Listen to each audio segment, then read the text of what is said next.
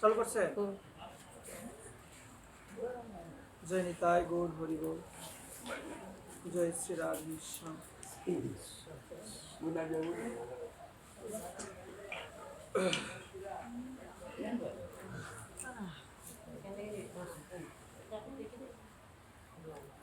নিতাই গৌর হরি বল।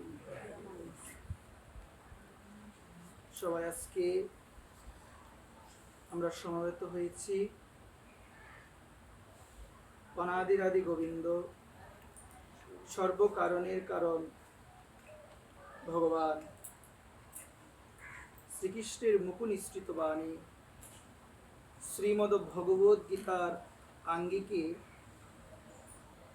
ভাগবতীয় কথা সুদারস আস্বাদন করার জন্য। জয় নিতাই গৌর হরি বল। জয় শ্রী রাধেশ্যাম, জয় শ্রী রাধেশ্যাম। ভগবানের কথায় প্রবেশ করার পূর্বে সর্বপ্রথম সশ্রদ্ধ প্রণাম নিবেদন করছি রাধা দামোদর ভগবানের রাতুল রাঙ্গা শ্রী চরণ কমলে। সশ্রদ্ধ প্রণাম নিবেদন করছি পরম আরাধ্য পরম পূজ্য শ্রী গুরু মহারাজের শ্রী চরণ কমলে। সশ্রদ্ধ প্রণাম নিবেদন করছি উপস্থিত সকল নিতাই অনুরাগী, গৌর অনুরাগী, কৃষ্ণ ভক্ত বাবা এবং মায়েদের প্রত্যেকের আপন আপন শ্রী গুরু মহারাজের শ্রী চরণ কমলে। সশ্রদ্ধ প্রণাম নিবেদন করছি ব্রজমণ্ডল বিভূতি বৃন্দাবনের মুকুটমণি পরম পূজ্য বাবাজি মহারাজ, দীনতার কনি শ্রী শ্রী 108 বিনোদ বিহারী দাস বাবাজি মহারাজের শ্রী চরণ কমলে। সশ্রদ্ধ প্রণাম নিবেদন করছি উপস্থিত সকলের আপন আপন মাতৃদেবী এবং পিতৃদেবের শ্রী চরণ কমলে। সশ্রদ্ধ প্রণাম নিবেদন করছি সেই সমস্ত ভক্তদের শ্রী চরণ কমলে যারা আমার গোবিন্দকে, যারা আমার রাধারানীকে মন প্রাণে ভালোবাসে, সেই সমস্ত ভক্তদের শ্রী চরণ কমলে আমি নরাধম অধম শ্রী ব্যাসাসন থেকে অবনত মস্তকে জানাই শতকোটি দণ্ডবত প্রণাম। নিতাই গৌর হরি বল। সর্বপ্রথম জানা প্রয়োজন আমাদের ভক্ত কৃপা ছাড়া ভগবানকে পাওয়া সম্ভব নয়। আপনি যতই ভগবানকে ডাকেন, ভগবানের নাম করেন, যদি কোনো মহৎ সাধু বৈষ্ণবের কৃপা লাভ না হয়, আমার পক্ষে কখনো ভগবানকে প্রাপ্ত হওয়া সম্ভব নয়। নিতাই গৌর হরি বল। এই কারণে সর্বপ্রথম আমাদের আশ্রয় করা প্রয়োজন। শ্রী গুরুদেব মহতি সাধু বৈষ্ণবের চরণে আমাদের আশ্রয় নিতে হবে। সেই মহতি বৈষ্ণবের কৃপাতে, মহতি বৈষ্ণবের করুণাতে আমার মতো অধম আমিও কোনো না কোনো একদিন শ্রী গৌর গোবিন্দের নামে প্রেমে আমি বাসতে পারবো। সবাই এই কারণে সকল ভক্ত চরণে এই নিবেদন, আমাদের করণীয় হলো বৈষ্ণব চরণে আত্মসমর্পণ করা, শ্রী গুরুদেবের চরণে আত্মসমর্পণ করা। গীতায় ভগবান বলছেন তমেব শরণং গচ্ছ সর্বভাবেন ভারত। গীতা ভগবান আবার বলছেন সর্বধর্মান পরিত্যজ্য মামেকং শরণং ব্রজ। ভগবান বলছেন একমাত্র গোবিন্দের চরণে আত্মসমর্পণ করতে হবে। এখন দেখা গেল আমরা অনেক সময় দেখবেন মুখে মুখে বলি যে আত্মসমর্পণ করা প্রয়োজন। আমরা এই যে দুইটা বাহু উত্তোলন করি বা তুলি, এই দুইটা বাহু উত্তোলন করার মাধ্যমে বলা হয়েছে আত্মসমর্পণ করা। কি করা সবাই বলুন? আত্মসমর্পণ করা। কিন্তু মন দিয়ে শুনবেন, দুই বাহু তুললে কিন্তু আত্মসমর্পণ হয় না। যদি তোমার হৃদয়ের সাথে মনের সাথে এই দুই বাহু তোলার কানেকশন মানে সংযোগ যদি না থাকে, তুমি যদি দুই বাহু তুলে তুমি কীর্তন করো, মন দিয়ে শুনবেন, আমার শ্রীকৃষ্ণ চৈতন্য কলিযুগ পাবন অবতার, আমার গৌর সুন্দর, আমার মহাপ্রভু চার জায়গার মধ্যে নিত্য বিরাজ করে। কয় জায়গার মধ্যে? চার জায়গার মধ্যে। এর মধ্যে প্রথম হলো সচী মায়ের আঙ্গিনা। সচী মায়ের আঙ্গিনার মধ্যে আমার কলিযুগ পাবন অবতার, আমার প্রেমের ঠাকুর শ্রীমান গৌর হরি, তিনি নিত্য বিরাজ করে। কোথায় বিরাজ করে? সচী মায়ের আঙ্গিনা। তারপর হচ্ছে শ্রীবাস আঙ্গিনা।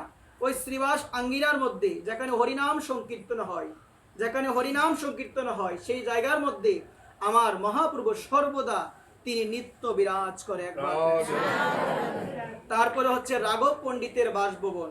ওই রাঘব পণ্ডিতের বাসভবনের মধ্যে আমার মহাপ্রভু তিনি নিত্য বিরাজ করে। কয়টা হলো? তিনটা হয়েছে। কয়টা হয়েছে গো মা? তিনটা। আরেকটা বাকি রয়ে গিয়েছে, সেটা হলো নিত্যানন্দ প্রভুর নর্তন। যারা আমার প্রাণনিতাই, আমার পরম করুণাময়, আমার পরম দয়াল নিতাই চাঁদের মতো যে সমস্ত ভক্তরা দুই বাহু তুলে হা গৌর বলে কীর্তন করে, হ্যাঁ নিতাই বলে কীর্তন করে, আমার মহাপ্রভু বলছেন সেই সমস্ত ভক্তদের ছেড়ে আমি কোথাও যাই না, আমি কোথাও যাই না। এখানে সকলের চরণে এই নিবেদন, কীর্তনে আসলে বা যে কোনো জায়গায় হরিনাম সংকীর্তনের আসরে গিয়েছো বা ভাগবত পাঠের আসরে গিয়েছো বা যে কোনো জায়গায় পরিক্রমা আদি যে কোনো জায়গায় গিয়েছো, এই দুইটা বাহু উত্তোলন করে ডাকতে হবে, হ্যাঁ গৌর হরি তুমি আমাকে কৃপা করো, হ্যাঁ নিতাই তুমি আমাকে করুণা করো, তুমি আমাকে দয়া করো। আর কবে নিতাইয়ের করুণা হবে? আমার সংসার বাসনা কবে দূরে যাবে? আমার কবে দূরে যাবে? কবে দূরে যাবে? যতক্ষণ পর্যন্ত আমার পরম দয়াল পতিত পাবন, আমার পরম করুণাময় নিতাই চাঁদের কৃপা আমার উপরে বর্ষিত না হবে মা, আমার এই সংসারের জ্বালা কখনো দূরে যাবে না। এই কারণে গানের মধ্যে বলে, গৌর নিতাই দুটি ভাই এসেছে নদিয়ায়, মুখে হরি বল হরি বল হরি বল বলে নিতাই নেচে যায়। গৌর নিতাই দুটি ভাই এসেছে কোথায় গো মা? নদিয়া। নদিয়াবাসী মা, আমার মহাপ্রভুর প্রেমে তারা একসময় এতটাই পাগল ছিলেন মা, তারা কিবা দিবারাত্রি তারা কোনো কিছু জানতো না, কিভাবে দিবারাত্রি না জানে বার তিথি প্রেমায় আপন পাশরে। এটা হচ্ছে কৃষ্ণ প্রেমের, গৌর প্রেমের লক্ষণ। যখন তুমি মনে প্রাণে গৌর হরিকে ভালোবাসবে, যাকে ভালোবাসলে মা এই ববজ্বালা দূরে যায়, যাকে হৃদয়ে স্থান দিলে অশান্তি হৃদয় থেকে দূরে যায়, তাকে আমরা স্থান দিতে পারি না এই অন্তরে। এই অন্তরের মধ্যে আমি সকলের চরণে নিবেদন করছি, আমাদের এই অন্তরের মধ্যে যতদিন না পর্যন্ত আমি আমার গৌর সুন্দরের জন্য একটা আসন না প্রস্তুত করতে পারবো, ততদিন পর্যন্ত আমাদের দুঃখ জ্বালা কষ্ট নিবারণ হবে না।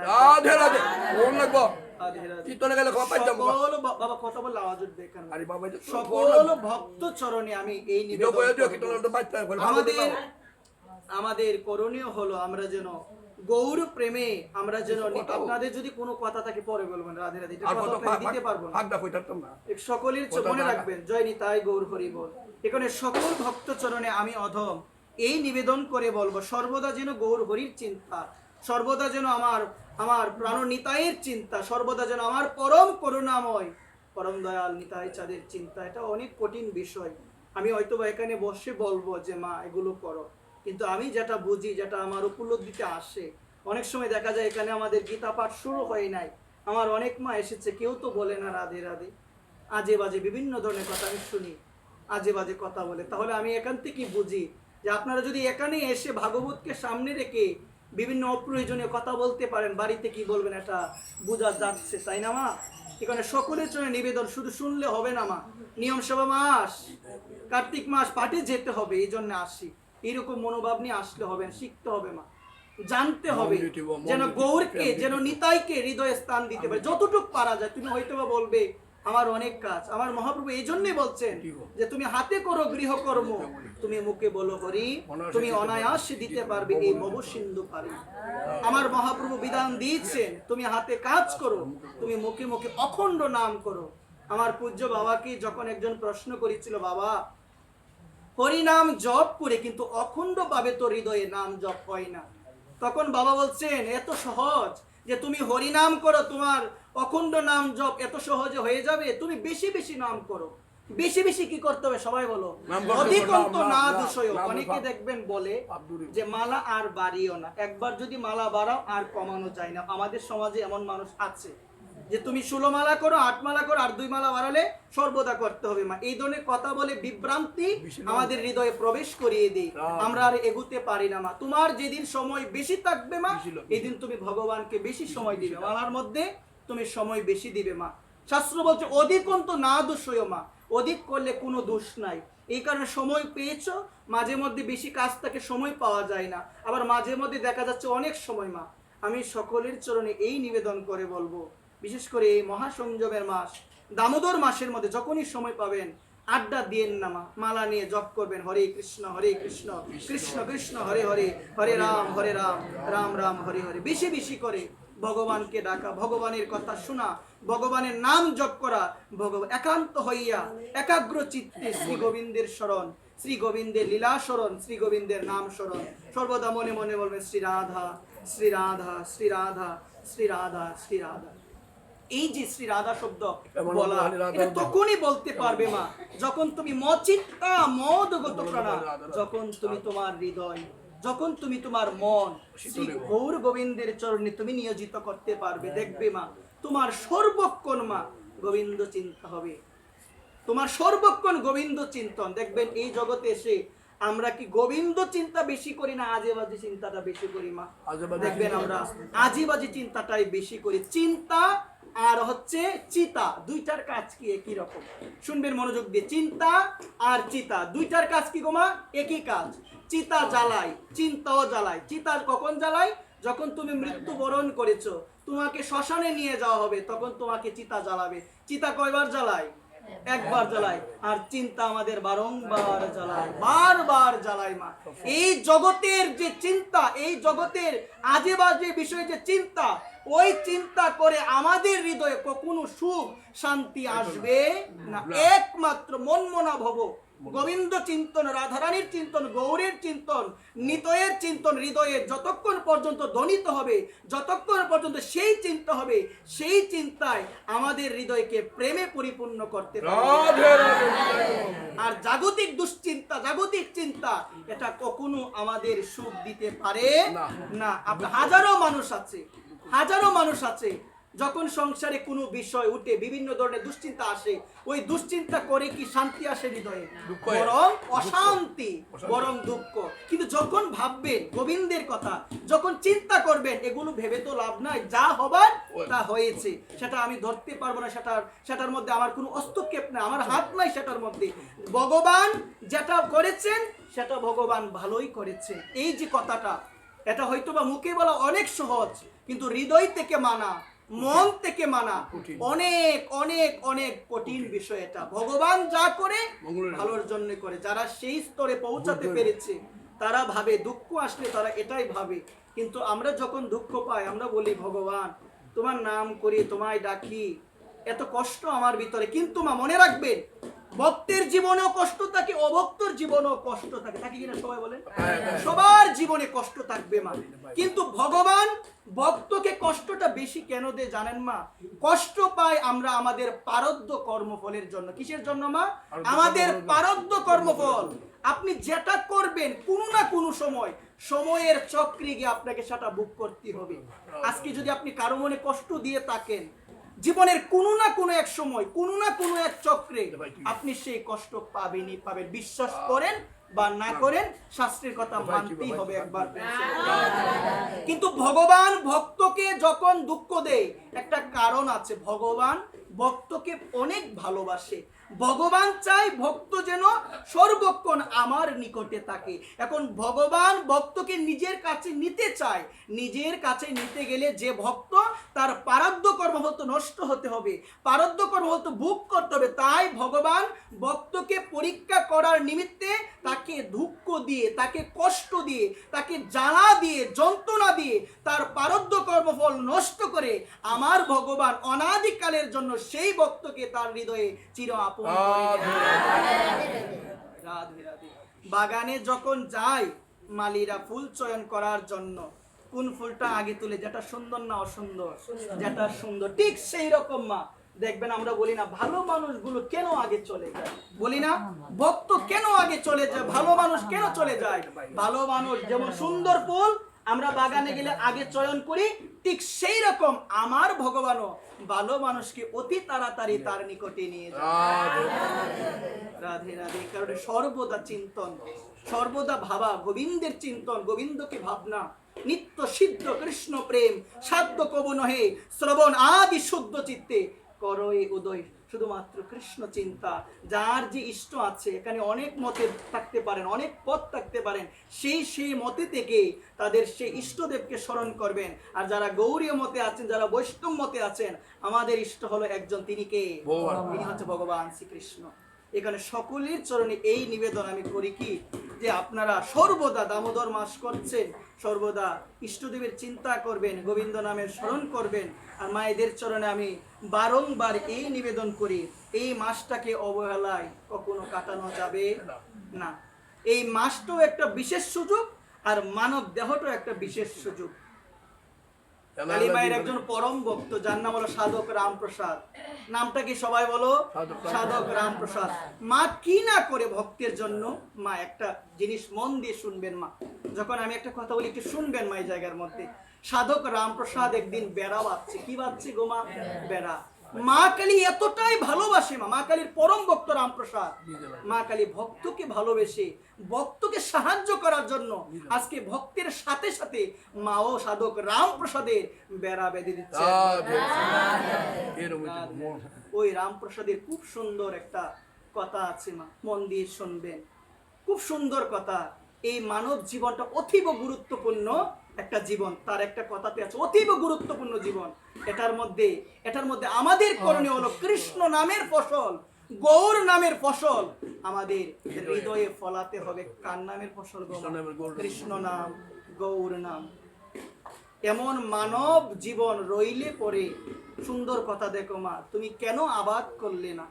এত সুন্দর কথাটা, এটা যদি আমরা একটাবার হৃদয় দিয়ে মানি, আমরা যদি ভাগবত থেকেও জানি, সাধক রামপ্রসাদের কথাটা হৃদয়ে প্রবেশ করবে। বা তিনি বলছেন এই মানব জীবনটা এমন একটা জীবন, এটা এমন একটা নৌকা, যে নৌকার মাধ্যমে গোবিন্দের চরণ অনায়াসে পাওয়া যায়, কিন্তু একজন মাঝিকে আশ্রয় করতে হবে। ভাগবত বলছেন নি দেহ আদ্যম সুলভ সুদূর লবম প্লবং সুকল্প গুরু কর্ণধারম, গুরু কর্ণধারম ময়ান কুলেন নবস্য তেরিত প্রমাব্দি ন তরিত স আত্মহা।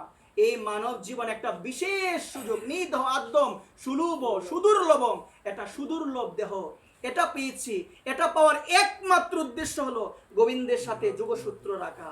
আপনি অনেক জনিতে এসেছেন, সেই জনিতে কিন্তু ভগবানকে ডাকা সম্ভব না। বিড়াল ডাকতে পারে? পারে না মা। বিভিন্ন ধরনের পাখি আদি অনেক কিছু আছে, পারে না সবাই মা। একমাত্র এই দেহটা হলো সেই দেহ, যে দেহের মাধ্যমে গোবিন্দের নাম গুণকীর্তন করে, শ্রী গুরুদেবের পদাশ্রয় গ্রহণ করে, শ্রী গুরুদেবের চরণে আত্মসমর্পণ করে, শ্রী গুরুদেবের সঙ্গে যুগসূত্র রেখে গোবিন্দের চরণ অনায়াসে পাওয়া যায়।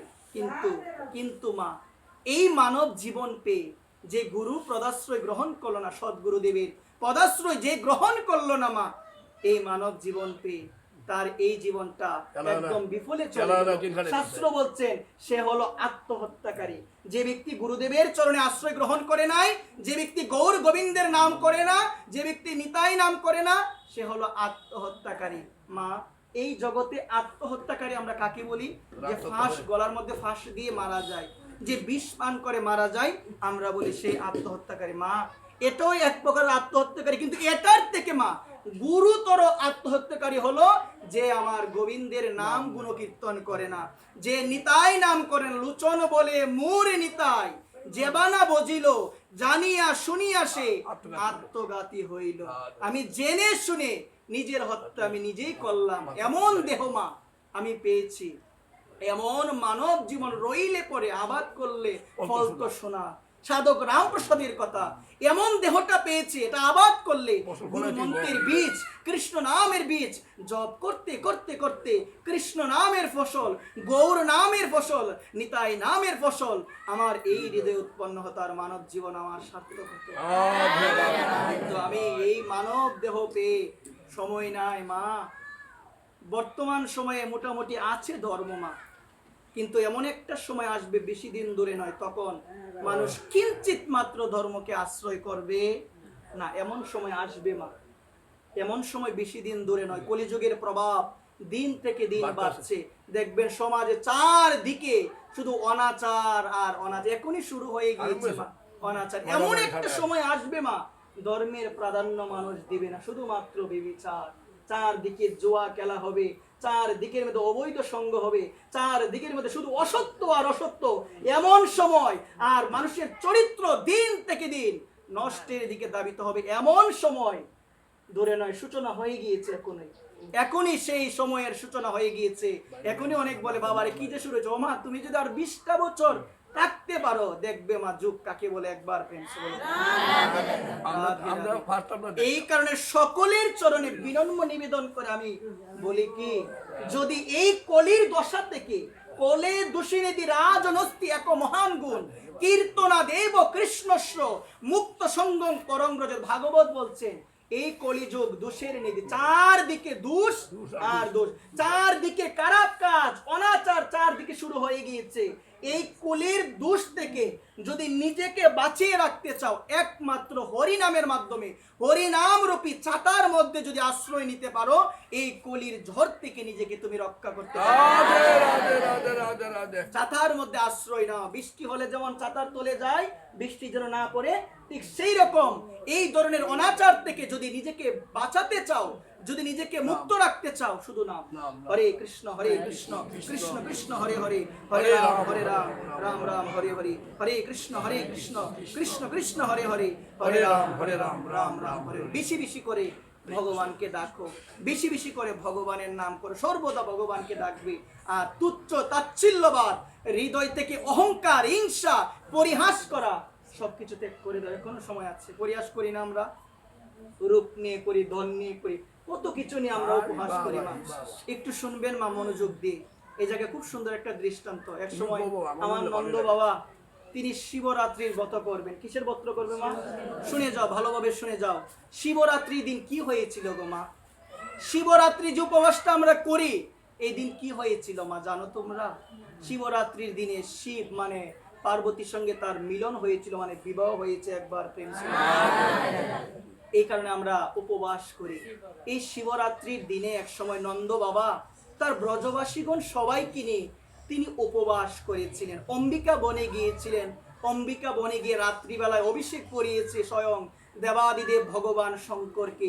অভিষেক করানোর পরে চিন্তা করলেন, রাত্রি হয়ে গিয়েছে, কোনো কিছু আজকে আর পাবো না। কেন পাবো না? রাত্রি যেহেতু হয়ে গেছে, আর একটু পরে তো ব্রাহ্মমুহূর্ত হয়ে যাবে, আমরা সবাই শুয়ে থাকবো। একটু পরে যখন সকাল হবে, আমরা স্নান করার পরে তখন আমরা পালন করে আমরা আমাদের উপবাস ভঙ্গ করবো। এইরকম চিন্তা করে আমার নন্দ বাবা ব্রজবাসীগণ যারাই ছিলেন তাদেরকে নিয়ে সরস্বতী নদীর তীরে তিনি শয়নে গিয়েছিলেন। শয়নে যখন গিয়েছিলেন, যখন রাত্রি মোটামুটি হয়েছে, তখন একটা অনেক বড় একটা সর্প, অনেক বড় কি গো মা? সর্প মানে হলো সাপ। ওই সাপটা না দে দে আসছে নন্দ বাবার দিকে। নন্দ বাবার পাটা যখনই গ্রাস করে নিয়েছে, নন্দ বাবা চোখ মিলে দেখে একটা সর্প তাকে গ্রাস করে নিচ্ছে। নন্দ বাবা সবাইকে ডাক দিয়েছেন। ব্রজবাসীগণ ঘুম থেকে উঠে দেখে একটা অনেক বৃহৎ বড় একটা সর্প নন্দ বাবার পা পর্যন্ত গ্রাস করে নিয়েছে। সেখানে ছিল আমার প্রাণ গোবিন্দ ছিল। প্রাণ গোবিন্দ সবার উদ্দেশ্যে বললেন, তোমরা সবাই এখান থেকে দূরে সরে যাও।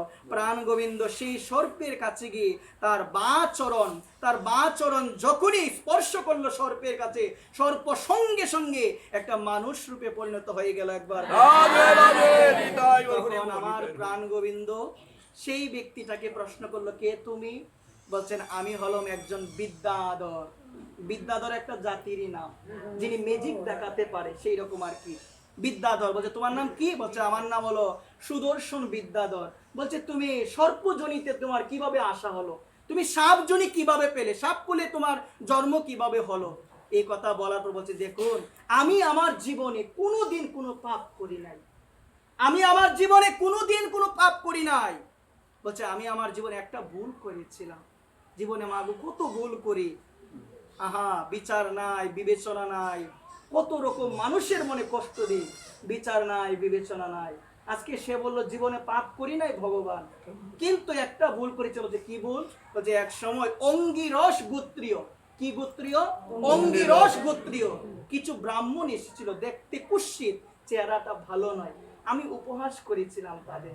আহা, এরকম আছে মানুষ, ফেস ভালো না, চেহারা দেখতে ভালো না। হ্যাঁ, কি রকম মেয়ে রে বাবা, দেখতে ভালো না, কি রকম ছেলে, চেহারা ভালো না। ও মা, শুনে যাও, আজকে সর্পকুলে কারা আসে জানো মা? যারা এই রকম চেহারার আকৃতি নিয়ে মানুষকে ব্যঙ্গ করে, তুচ্ছ তাচ্ছিল্য করে, পরিহাস করে, দেখতে ভালো না। মনে রাখবে মা, রূপ দেওয়ার মালিক হলো একজন, তিনি কে? আমরা যদি পারতাম, আমরা সুন্দর হয়ে সবাই আসতাম মা, এটা ভগবান দেই মা। এই জায়গায় আজকে বলো, জীবনে কোনো দিন করি নাই, জীবনে কোনো দিন আমার জানা মতে পাপ করি না, কিন্তু একটা ভুল করেছিলাম। অঙ্গিরস গোত্রীয় ব্রাহ্মণ, চেহারার আকৃতি ভালো ছিল না, কুৎসিত। আমি উপহাস করেছিলাম, আমি তুচ্ছ তাচ্ছিল্য করেছিলাম তাদেরকে দেখে। তখন তারা আমার প্রতি ক্রুদ্ধ হয়ে গিয়ে আমাকে তারা অভিশাপ দিয়েছিল, তুমি তোমার রূপ নিয়ে অহংকার করো, তুমি তোমার রূপ নিয়ে অহংকার করো। ভাগবত বলছেন, যে ব্যক্তি তার রূপ নিয়ে অহংকার করে, অন্যের রূপকে তুচ্ছ তাচ্ছিল্য করে, তাদেরকে সর্পকুলে জন্মগ্রহণ করতে হবে। এটা জেনে যাও, কখনো কারো রূপ নিয়ে, সে যেমনই হোক না কেন, তার ফেস যেমনই হোক না কেন, কোনো কথা বলবেন না মা। আমি সকলের চরণে নিবেদন করে বলছি মা এই কথাটা। আজকে ভাগবতের কথা, সুদর্শন বিদ্যাধর তিনি ভগবানকে বলছেন, প্রভু গো, কোনোদিন করি না, আমার তো বিচার নাই, বিবেচনা নাই, আমি মানুষের সামনে ভালো কথা বলি, পিছনে খারাপ কথা বলি, কত সামনেও বলি, পিছনে বলি, অনেক খারাপ কার্য হচ্ছে, আমার জানি কি গতি হয়, আমার জানি কি গতি হয়। যখন পরীক্ষিত মহারাজকে নরকের বর্ণনা দিয়েছিল মা, তোমরা যদি এগুলো পড়তে পারো মা, ভাগবতে 28টা নরকের বর্ণনা আছে মা, তোমরা যদি এগুলো জানো, এগুলো পড়ো মা, দেখবে চোখ দিয়ে এভাবে জল পড়বে মা। যদি বিশ্বাস থাকে আর কি, অনেকে তো বিশ্বাসই করে না, বিশ্বাস যারা করে না তাদেরও ধরবে, আর বিশ্বাস যারা করে তাদেরও ধরবে। একবার আজকে এই জায়গায় জেনে যাও, যখন পরীক্ষিত মহারাজ, শুনে যাও, পরীক্ষিত মহারাজ যখন এই সমস্ত বর্ণনাগুলো শুনলো, অবাক হয়ে গেল। বলছেন, আমার কি গতি হবে? বলছেন শুকদেব গোস্বামী পাদ বলছে, পরীক্ষিত মহারাজ তুমি কোনো চিন্তা করো না, তুমি শুনে যাও, একমাত্র হরিনাম কলিযুগে সমস্ত পাপ, সমস্ত তাপকে নাশ করতে পারে একমাত্র হরিনাম। তুমি হরিনামকে আশ্রয় করো, তুমি ভাগবতীর কথা শুনো।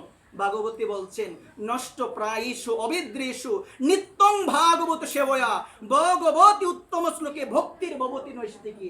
একমাত্র কথা হলো ভাগবতের কথা শুনো, শ্রবণ করো। হৃদয়ে যত অভদ্রতা, হৃদয়ে যত আসরিক প্রবৃত্তি, আসরিক গুণ, এই ভাগবতের কথা শুনতে শুনতে তোমার হৃদয় নির্মল হবে। তোমার হৃদয়ে সকল জীবের প্রতি ভালোবাসা, সেটা কুকুর হোক, সেটা বিড়াল হোক, মানুষ তো দূরের কথা, বলছেন পশু পাখির প্রতি ঘৃণা করা যাবে না। সুদর্শন বিদ্যাধর সে বলল, প্রভু গো, একটাই ভুল করেছিলাম, অঙ্গিরস গোত্রীয় তাদের চরণে ব্রাহ্মণ, তাদের চরণে অপরাধ হয়ে গিয়েছিল, আমার ভুল হয়ে গিয়েছিল। আমি তাদের রূপকে দেখে ব্যঙ্গ করেছিলাম, আমি ছিলাম অনেক সুন্দর, আমি ব্যঙ্গ করেছিলাম। আমিও বর্তমান সময়ে এটা দেখি, যখন অনেক সুন্দর আমরা হই, আরেকজনের চেহারা দেখতে গেলে বিভিন্ন ধরনের কথা বলি। তোমার যদি পছন্দ না হয়, কথারও সিস্টেম আছে মা, বিভিন্ন ফেসবুক ভালো না, এরকম ভাবে বলে না অনেকে, দেখবেন এটাই কিন্তু অপরাধ হয়ে যায় মা। রূপ দেওয়ার মালিক হচ্ছে আমার ভগবান, তিনি দিয়েছেন, কারো হাত নাই। এখানে সকলের চরণে আমি অধম, বিনম্র নিবেদন করে বলছি, সর্পজনিতে কারা আসে? যারা রূপ নিয়ে পরিহাস করে, তুচ্ছ তাচ্ছিল্য করে একজনকে, তাদেরকে এই সর্পজনিতে তাদেরকে আসতে হবে। সকলের জন্য বিনম্র নিবেদন। যখন সুদর্শন বিদ্যাধর প্রভুকে বলল, তখন বলছেন, দেখুন প্রভু, এক সময় মনে হয়েছিল যে আমি ভুল করেছি, কিন্তু এখন মনে হচ্ছে ভুল করেও আমার অনেক উপকার হয়েছে। বলছে, প্রভু, অনাদিকাল ধরে যে তোমাকে পাই না প্রভু, আমি সেই অভিশাপ পেয়ে তোমার চরণ আমি পেয়ে গিয়েছি। আমার মতো ধন্য জগতে আর কেউ, আমার মতো ধন্য জগতে আর কেউ নাই। আমি বলি কি, ভগবানের চরণকে আঁকড়ে ধরো। গৌরীদাস পণ্ডিতের গৃহের মধ্যে আমার গৌরনীতায় বন্দী হয়ে গিয়েছিল। গৌরীদাস তেমন ধনী ছিল না জাগতিক ভাবে মা। তুমি বলো আমার টাকা নাই, পয়সা নাই, আমার কি হবে? আমি বলি কি, তোমার যদি টাকা পয়সা না থাকে মা, তোমার যদি টাকা পয়সা কোনো কিছু নাও থাকে, শাস্ত্র বলছেন জল তুলসী দিয়ে কৃষ্ণ সেবা করো। আর যদি জল তুলসী তোমার না থাকে, তুমি একান্ত হইয়া যদি পারো, তুমি নয়ন জলে বেশে বেশে এক ফোঁটা জল দিয়ে যদি তুমি বলতে পারো হা নিতাই আমি তোমার হলাম ভগবান, আমার গোবিন্দ তোমার সেই ডাক গ্রহণ করবে। এই কারণে যদি কোনো কিছু নাও থাকে মা, সাত্বিক সেবা করো, জল তুলসী দিয়ে গোবিন্দ পূজন করো, রাধারানীর পূজন করো, রাধারানীকে রাখো মা। দামোদর মাস বিশেষ মাস, আজে বাজে কথা কেউ বলিও না, সকলের জন্য নিবেদন, মালা নিয়ে একান্ত হইয়া জপ করো, বিধিবিধান জেনে ভগবানকে ডাকো, ভগবানের নাম স্মরণ করো। যদি কোনো কিছু নাও জানো, একমাত্র হরি নাম, একমাত্র প্রভুকে ডাকো, একমাত্র আমার প্রভুর নাম স্মরণ করো। একবার প্রেম সে বলো রাধে রাধে, জয় নিতাই গৌর হরি বল। এই কারণে সকলের চরণে আমি অধম বিনম্র নিবেদন করে বলবো, এই জীবনটা যতদিন না পর্যন্ত, এই যে মনুষ্য জীবনটা আমি যদি গৌর গোবিন্দের চরণে না দিতে পারি, হবে না কিছু মা। এতদিন রাখলাম না আমার কাছে মা, এখন আমি একবার ভেবে দেখি, এতদিন তো ছিল জীবনটা আমার কাছে, আমি তো তেমন কিছু পাই নাই। এখন আমি একবার যারা শুদ্ধ ভক্ত, যারা বৈষ্ণব, তাদের চরণে একবার মনটা দিয়ে দেখি কি হয়। দিলে তো অসুবিধা আছে মা? দিলে অসুবিধা নেই, দিয়ে দেখি না কি হয়। কি হবে জানো দিলে মা? তুমি কৃষ্ণ প্রেমে তুমি বেসে যাবে। এই কারণে নিজের জীবনটা সাধুগুরু বৈষ্ণবের চরণে দিয়ে দাও, দেখবে একদিন না একদিন সেই সাধুগুরু বৈষ্ণবের কৃপাতে তুমিও গৌর গোবিন্দের দেখা পেয়ে যাবে, তুমিও আমার রাধারানীর দেখা পেয়ে যাবে। এখানে সকল ভক্ত চরণে আমি অদম এই নিবেদন করব, ডাকার মতে ডাকো, বিদুর পত্নীর মতো মনোভাব নিয়ে ডাকো। বিদুরের স্ত্রী কিন্তু তেমন কিছু ছিল না মা, ছিল মা? কিচ্ছু ছিল না বিদুর পত্নী। কিন্তু যখন ভগবান শান্তির প্রস্তাব নিয়ে, যখন ভগবান হস্তিনাপুর এসেছিল, দুর্যোধন আমার প্রাণ গোবিন্দের জন্য অনেক অনেক পদ ব্যঞ্জন রন্ধন করেছে, আমার ভগবানকে নিমন্ত্রণ দিয়েছে। ভগবান সেদিন বলেছিল, অহংকারের সেবা আমি গ্রহণ করি, অহংকার চারিয়া লহ কৃষ্ণ নাম, কৃষ্ণ মাতা কৃষ্ণ পিতা কৃষ্ণ ধনপ্রাণ। সেবার মধ্যে যদি অহংকার আসে মা, আমার সেবা নিবে না মা। জানো আমার পরম পূজ্যপাত বৃন্দাবনের মুকুটমণি পূজ্য বাবা বিনোদ বিহারী দাস বাবাজি মহারাজ, উনি তার একটা বাণীতে বলেন, আমার কোনো মা, নববধূ আমার মা, তার বিবাহ হয়েছে, সদ্য বিবাহ হয়েছে, সে এক জায়গায় বসে আছে, সেই ঘরে যদি পর পুরুষ প্রবেশ করে আসে, যে কোনো পুরুষ হয়ে আসে, সেই মা কি সেই জায়গায় বসে থাকে না দূরে চলে যায়? দূরে চলে যায় না গো মা। ঠিক সেই রকম মা, পূজ্য বাবা বলছেন যে এই যে ভক্তি মহারানী হলো নববধূর মতো লজ্জাশীলা, যেটা আমাদের হৃদয়ে আছে, যেটা আমাদের হৃদয়ে আছে। নববধূ যেমন পর পুরুষ আসলে ঘরে থাকে না, দূরে চলে যায়, ঠিক সেই রকম আমাদের হৃদয়ে পর পুরুষ হলো অহংকার। যখন হৃদয়ে অহংকার আসে, তখন ভক্তি মহারানীও হৃদয় থেকে দূরে চলে যায়, একবার দূরে চলে যায়। ভক্তি মহারানী সেখানে থাকতে পারে না, যে হৃদয়ে অহংকার থাকে। এই কারণে রূপের অহংকার, ধনের অহংকার, মনে রাখবেন, জনের অহংকার, এই সমস্ত অহংকার যদি ত্যাগ না হয়, ভগবানের নাম করলেও কৃষ্ণ নাম কখনো হৃদয়ে আসবে না। ওইখানে বলছে অহংকার চারিয়া কৃষ্ণ নাম। এই কারণে আগে নাম পরে নাম, আগে নাম পরে নাম। কোথা থেকে নামতে হবে মা? তুমি যে আসনে বসে আছো, সেই আসনের নাম হলো অহংকারের আসন। তুমি নেমে যাও, তারপরে তুমি নাম করো। কিন্তু তুমি তো তোমার হৃদয়ে একটা অহংকারের আসন বানিয়েছো, সেই জায়গায় তুমি বসে আছো। তুমি একটাবার ভাবো না যে অহংকার থাকলে কোনোদিন কৃষ্ণকে পাওয়া যায় না, অহংকার থাকলে কোনোদিন রাধারানীকে পাওয়া যায় না, যতদিন পর্যন্ত আমার এই হৃদয়ে দীনতা না আসবে। দীনতা প্রয়োজন মা। দীনতাটা কি গো মা? আমার মতো অধম আর কেউ নাই। অথচ দেখো মা, আমি তো মুখে এখানে বসে বললাম যে আমার মতো অদম কেউ নাই, আমি এখানে কানে ধরে বলছি মা, আমি মন থেকে মানতে পারি না সব সময় মা। যদি আমি মন থেকে মানতাম, আমার দ্বারা ঝগড়া হতো না মা। যদি আমি মন থেকে মানতাম আমার মতো অদম কেউ নাই, আমি কারোর সঙ্গে ঝগড়া করতে পারতাম না। এখানে বসে আমার বিশ্বাস হয় কি, আমরা মন থেকে এত সহজে এটা মানতে পারি না। আমার মতো অদম কেউ নাই, তাহলে আমার শাস্ত্র নিয়ে তর্ক কেন হবে? একটা বিষয় উঠলে আমি বলবো আমি অদম, জানি না কিছু। আমি আমার গুরুদেব আছে, আমি তো অজ্ঞ, আমি মূর্খ। গুরুদেব যেভাবে বলে সেভাবে চলি, কিছু জানি না আমি, কিচ্ছু জানি না আমি। এই কারণে আমি সকলের জন্য নিবেদন করি যে আমার সাধু বলেছে এই কথা, সাধুর বাক্যে আমার বিশ্বাস। নরোত্তম ঠাকুর বলছেন, গুরু বাক্য, শাস্ত্র বাক্য, সাধু বাক্য, চিত্তেতে করিয়া ঐক্য, আর না করিয়া মনে আশা। আর মনে আশা করেন আমি কিচ্ছু জানি না মা। আমার গুরুদেব কেবল আমাকে বলেছে, আমি আমার গুরুদেবের বাক্য, ধেন মূলম গুরুর মূর্তি, যদি ধ্যান করতে হয় গুরুদেবের মূর্তিকে ধ্যান করো, পূজ্য মূলম গুরুর পদ, যদি পূজা করতে হয় গুরুর পদকে পূজা করো। বলছেন মুখ্য মূলম গুরুর কৃপা, কি বলছেন? গুরুর কৃপা হলো মুখ্য কৃপা। তারপর বলছে মন্ত্র মূলম গুরুর বাক্য। গুরুর বাক্য সেটা কোনো সাধারণ বাক্য নয়, সেটা শিষ্যের কাছে মন্ত্র স্বরূপ। মা কিছু পারো বা না পারো মা, গুরুদেবের বাক্য কখনো লঙ্ঘন করিও না মা, গুরুদেবের বাক্য লঙ্ঘন করিও না মা, কৃষ্ণ প্রেম আসবে না মা। গুরুদেবের বাক্য যদি তুমি নাও শুনে থাকো, অন্যের মাধ্যমে শুনেছো, তোমার সিনিয়র কোনো গুরু ভাই বোন আছে তাদের মাধ্যমে শুনেছো, আবার গুরুদেব এটা বলেছে, আমি বলি কি যাই করো মা, যদি গুরুদেব অসন্তুষ্ট হয়ে যায় কোনো লাভ হবে না মা, কোনো লাভ হবে না মা। যার প্রতি আমরা মন্ত্রে দেখবেন বলি ছিল বিশ্বনাথ চক্রবর্তী তার গুরু অষ্টকমের মধ্যে 8টা শ্লোকে গুরুদেবের যে মহিমার বর্ণন দিয়েছেন, সেখানে তিনি বলছেন যস্য প্রসাদ ভগবত প্রসাদ, যস্য প্রসাদ অন্য ন গুতগতি হপি দেয়াং স্তবং তস্য যশস্বী সন্দং বন্দে গুরু শ্রী চরণার। যার প্রতি গুরুদেব প্রসন্ন হয় তার প্রতি আমার ভগবান কৃষ্ণ সন্তুষ্ট হয়, আর যার প্রতি অপ্রসন্ন হয় গুরুদেব, সে যতই ডাকুক না কেন ভগবানকে অনাদিকাল ধরে ডাকলেও কৃষ্ণের চরণে সে যেতে পারবে না। এই কারণে বলছেন শাস্ত্র, গুরু রুষ্ট হইলে কৃষ্ণ রাখিবারে না রে, কৃষ্ণ রুষ্ট হইলে একজন রক্ষা করতে পারে, তিনি কে? গুরুদেব।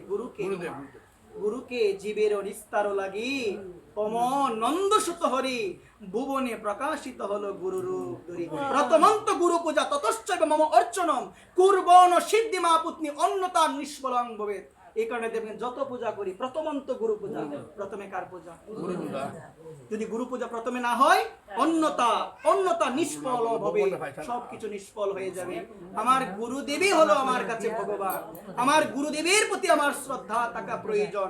যে গুরুদেবের মাধ্যমে, যে গুরুদেবের পদারবিন্দে আশ্রয় করার মাধ্যমে আমি গোবিন্দের চরণে যেতে পারবো, তিনি হচ্ছে আমার পরম দয়াল পতিত পাবন শ্রী গুরু মহারাজ, যার চরণে আমরা সবাই প্রণতি নিবেদন করি। জয় নিতাই গৌর হরিব, রাধে রাধে, জয় রাধে শ্যাম। আমি সকল ভক্ত চরণে আমি অধম, আমি এই নিবেদন করে বলবো যে গুরুদেবের প্রতি নিষ্ঠা থাকা প্রয়োজন। কার প্রতি গোমা? গুরুদেবের প্রতি নিষ্ঠা থাকা প্রয়োজন। সর্বদা গুরুদেবকে ডাকবেন। দেখবেন কেন ডাকবেন গুরুদেবকে, এটা তো জানা প্রয়োজন। ভক্তি লাভের অনেক উপায় আছে মা, ভক্তি লাভের অনেক উপায় আছে মা, শাস্ত্রে অনেক বর্ণন দিয়েছে।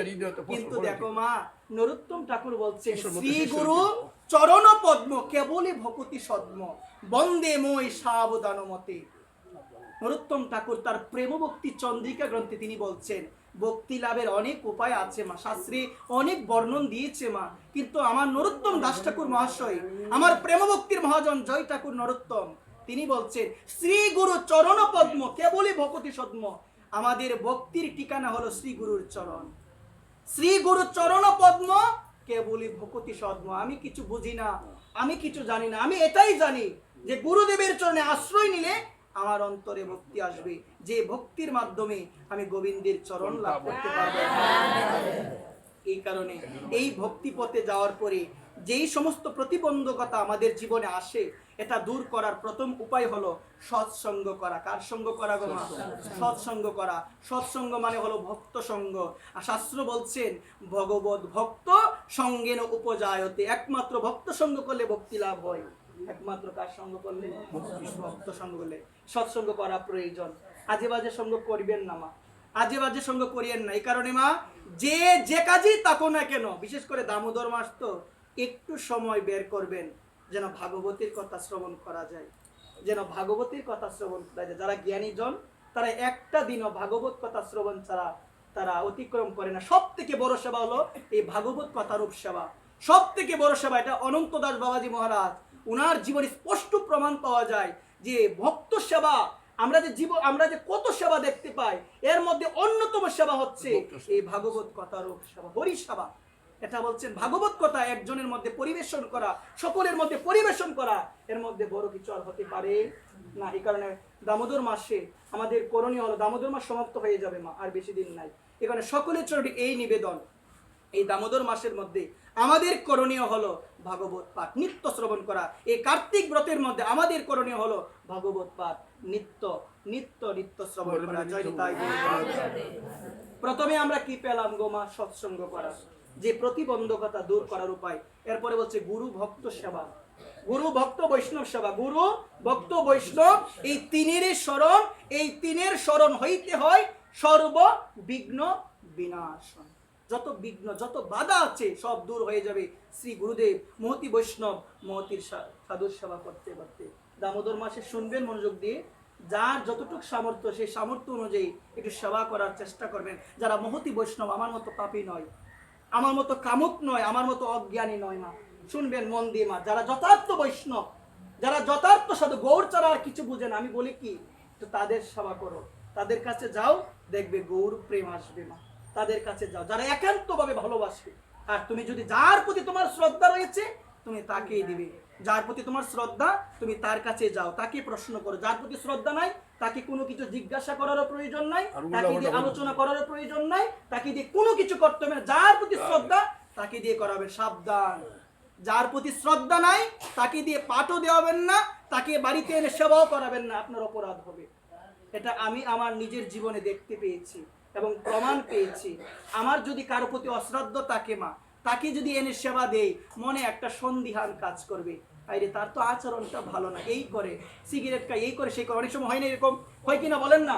পূজ্য বাবা বিনোদ বাবা বলছেন, যদি কোনো সাধুর প্রতি অশ্রদ্ধা থাকে তার সেবা দূরের কথা, তাকে দর্শন করা উচিত নয়। কেন উচিত না? কেন বলছেন বাবা? কারণ তাকে দর্শন করলে, তার কাছে গেলে তার দোষগুলো আমার চোখে পড়বে, গুণ আর পড়বে না। আর সাধুর দোষ দেখলে অপরাধ হয়, ওই কারণে আমার বাবা বলছেন যেও না তার কাছে। এটা মন দিয়ে শুনবেন, এটা প্রাণ দিয়ে বিচার করবেন। সাধুর দোষ দেখা যাবে না, যে যেমনই হোক না কেন। এই পথে সবাই আসতে তো পারে না, এই কারণে সম্মান করবেন সবাইকে। সবাই আসতে পারে না, সবাইকে সম্মান করবে, শুধু আমাকে বাদ দিয়ে। আমি বলি সম্মান মা খুবই খতরনাক বিষয় মা। আমি সম্মান চাই না, সত্যি কথা বলতে এখানে বসে বলছি। অপমান করুক, আমাকে বকুক, মানুষে আমার নামে খারাপ কথা বলুক মা, আমি যখন গ্রন্থগুলো একটু পড়ি তখন আমার মনে হয় কি সম্মান যদি আসে মা, আমি বলি কি সম্মান ভক্তিকে নষ্ট করে দেয়। সম্মান ভক্তিকে নষ্ট করে শেষ করে দিব। শুনো, তুলসীদাস এক সময় প্রচুর সম্মান হয়ে গিয়েছে। যিনি হিন্দিতে রামায়ণ রচনা করেছেন, যিনি হনুমান চালিসা যিনি লিপিবদ্ধ করেছেন, যার নাম হলো তুলসীদাস। আমি হনুমান চালিসা সম্বন্ধে একটা কথা বলে শেষ করব। প্রতিদিন পাঠ করবেন, শ্রী গুরু চরণ সরোজ রজনী যমন মুকারি সুদারি বরণ হ রঘুবর বিমল যশ দায়ক বলচারী বুদ্ধিহীন তনু জানিকে সুমির পবন কুমার বল বুদ্ধি বিদ্যা দেও মুই হর কলসুবিকার জয় হনুমান জ্ঞান গুণ সাগর জয় কপিসতী অলোক উজাগরে রামদূত অতুলিত বলদাম অঞ্জলি পুত্র পবন সুতনামা মহাবীর বিক্রম বজরঙ্গী কুমতি বর সুমতিকে সঙ্গী কঞ্চন বরণ বীরাজ শুভেশা কানন কুণ্ডিল কুঞ্চিত কেশা হাত বজ্র ওই ধ্বজ বিরাজ কাদ মুজ জনহ সাজয় শঙ্কর সুবন কেশর নন্দন তেজব্রত মহাজগ বন্দন বিদ্যাবান গুণী অতি চতুর রাম কাজ করিবে কুয়াতুর প্রভু চরিত্র শুনিবে কি রসিয়া রাম লক্ষ্মণ সীতামন বসিয়া শুক্র রূপ ধরি শিয়া ইদিকাবা বিকট রূপ ধরি লঙ্ক জরাবা ভীম রূপ ধরি অসুর সংহারে রামচন্দ্রকে কাজ সবারে লায়ে সজীবন লক্ষণ জিয়ে শ্রী রঘুবীর উরসী উরলে রঘুপতি কিনি বহুত বরাহি তুম মম প্রিয় ভরত সমবাই সহস্র বদন তুম্মহার যশ গাবই অশোকই শ্রীপতি কণ্ঠ লাগাবই সনকাদি ব্রহ্মাদি মুনিষা নারদ শারদ শহীদ ঐশা জম কুবের দিগপাল যাহাতে কবি কবিত সৈকয় কতে তুম উপকার সুগ্রীবই কিরমা রাম মিলায় রাজবদ্দিনমা তুম্ম হরমন্ত বিভীষণ মানা লঙ্কেশ্বর বয়ে সবযোগ জানা যুগ সুহস্র যজন পর্বানো লীল্য হতাই মধুর ভজন প্রভু মুদ্রিকা মেলিমে মুখমাহি জলদি লাগি গায়ে আচর্যনায় দুর্গম কাজ জগতে কে জিতে সুগম অনুগ্রহ তুম্ম হতেতে রাম দুয়ারে তুমর কবারে উতন আজ্ঞা বিনু পৈসারে সব শুক্ল তুমারে স্বর্ণ তুমর চকা হকে ডরনা আপন তেজ সম্মোহর বই তিন লোক হাকতে কাঙ্কই ভূত প্রেত পিশাচ নিকট না আবই মহাবীর জব নাম শোনাবই নাশই রোগ হরেশ পীরা জপত নিরন্তর হনুমত বীরা সংকটতে হনুমান চুরাবে মন ক্রম বচন দেন জুলাবই সপ্পর রাম তপস্বী রাজা তিনকে কাজ সকল তুম সাজা ঔর মনোরথ যোগ কইলাবই সই অমিত জীবন ফল পাবই চার যুগ পরতাপ তুম মহারা ওই প্রসিদ্ধ জগৎ উজিয়ারা সাধু সন্ত কে তুম রকবারে অসুরি কন্দর নাম দোলারে অষ্ট সিদ্ধি নৌনিদিকে দাতা অশুভর দিন জনকী মাতা রাম রসায়ন তুম্মহর পাশা সদর রঘুপতিকে দাতা তুম্মহর ভজন রাম কো পাবই জনম জনমকে দুঃখ বিশ্বরাবই অন্তকাল রঘুপুর পুর যাহি যাহা জন্ম হরিভক্ত গাই ঔর দেবতা চিত্ত ন দরাই অনুমত সেই সর্বসুখ করাই সংকট কীটে মিটেশ পীরা যো সমীর হনুমত বলবিরা জয় জয় জয় হনুমান গোসাই কৃপা করুহ গুরুদেব কি নাই যো শতবার পাঠ করে কই চুটিয়ে বন্দি বুন্দি মোশক হই জু হায়ে পরে হনুমান চাল্লিশা ওয়ে সিদ্দিশা কি গৌরীশা তুলসীদাস সদা হরিচারা কি জয় না তো হৃদয় মহডারা পবন তনয় সংকট হরণ মঙ্গল মূর্তি রূপ শ্রীরাম লক্ষ্মণ সীতা সহিত হৃদয়ে বসু ও সৌরভ হনুমান চাল্লিশা এটা পাঠ করলে মা যত ধরনের অশুভ জিনিস যত ধরনের বাধা আসছে জীবনে যাদের ঘরের মধ্যে অশান্তি সংকট মোচন হনুমানের কৃপাতে সব কিছু দূর হয়ে যাবে যাবে বাবা যতটা কইছো রাধে রাধে বাবা দেখি দেখি বিয়া না কইতার বনি জয় নিতাই গৌর হরি বল বাবা, সকলের চরণে কি যেন বই বলতে দেখা দূর কো জয় রাধে কইলে কো বাবা রে বাবা এবারে ফোন দিতে ধরো কো জয় নিতাই গৌর হরি তো বল লাগে কো ভগবানের তারা কথা তারা এখানে মাইটা বিশ্ব- মুগা মা, মোবাইলটা দিয়ে দাও আমি কই বলে তা করতে কো না আমার সারো মা মোবাইলটা দিয়ে দাও ভগবানের কথা এখানে বিশ্রাম দিব আমার সারো আর আমি জানো কই তো কই তো ভাঙ্গা করে দেই না ফলম না কই বিশ্রাম দেওয়ার পূর্বে সকল মানে না কোন দিন তো বাবা চমকা